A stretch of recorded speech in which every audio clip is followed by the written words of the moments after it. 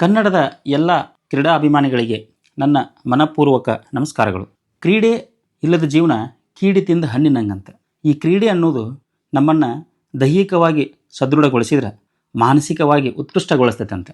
ಅದಕ್ಕೋಸ್ಕರ ಎಲ್ಲರಲ್ಲಿಯೂ ಕ್ರೀಡಾಭಿಮಾನ ಹೆಚ್ಚಿಸುವ ಸಲುವಾಗಿ, ಕ್ರೀಡೆಯನ್ನು ಪ್ರೋತ್ಸಾಹಿಸುವ ಸಲುವಾಗಿ ಈ ಕ್ರೀಡಾ ಮಾಹಿತಿಗಳನ್ನು ಹೊತ್ತು ತರುವ ಒಂದು ವಿಶೇಷ ಚಾನಲನ್ನು ನಾವು ಇವತ್ತು ಲಾಂಚ್ ಮಾಡಕತ್ತೀವಿ. ಅದರ ಹೆಸರು ಸ್ಪೋರ್ಟ್ಸ್ ವೇದಿ ಅಂತ.